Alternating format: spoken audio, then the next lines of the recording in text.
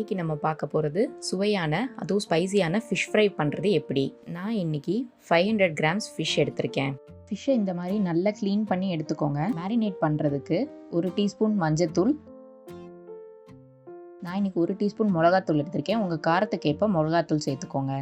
1 teaspoon மல்லித்தூள், 1/2 teaspoon garam masala, 1/2 teaspoon மிளகு ஜீரகத்தூள், 1 டீஸ்பூன் இஞ்சி பூண்டு விழுது, 2 டீஸ்பூன் லெமன் ஜூஸ், கொஞ்சம் நறுக்கிய கொத்தமல்லி,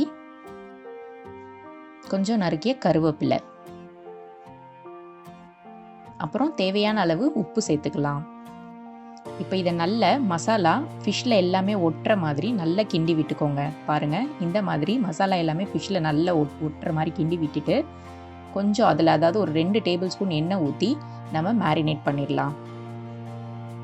நான் இன்றைக்கி 1/2 அன் ஹவர் தான் மேரினேட் பண்ணுறேன். நீங்கள் ஒரு 1 ஹவர் மேரினேட் பண்ணிங்கன்னா இன்னும் வந்து ஜூஸியாக உங்களுக்கு நல்ல மசாலா உள்ளே இறங்கி ஃபிஷ் ஃப்ரை வந்து நல்ல ஸ்பைஸியாக கிடைக்கும். இப்போது நம்ம ஃபிஷ்ஷை பொரிச்சு எடுத்துடலாம். அதுக்கு நான் இன்றைக்கி தோசை தவாவில் ஒரு 3 டேபிள் ஸ்பூன் எண்ணெய் ஊற்றிட்டு நம்ம ஃபிஷ்ஷை எடுத்து போட்டுடலாம்.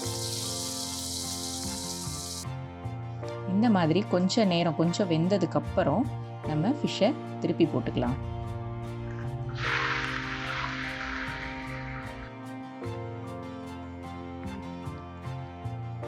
பாருங்கள், நல்ல கிறிஸ்பியாக உங்களுக்கு அதுவும் ஸ்பைசியான ஃபிஷ் ஃப்ரை கிடைக்கும் உங்களுக்கு.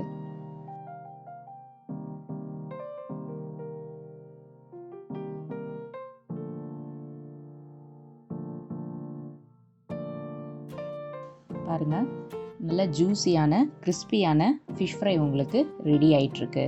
இதே மாதிரி நம்ம மேரினேட் பண்ணி வச்சுருக்கிற எல்லா ஃபிஷ் ஃப்ரையும் ஃப்ரை பண்ணி எடுத்துட்டோன்னா நமக்கு சுவையான அதுவும் ரொம்ப ஸ்பைசியான ஃபிஷ் ஃப்ரை உங்களுக்கு உடனே ரெடி ஆகிடும்.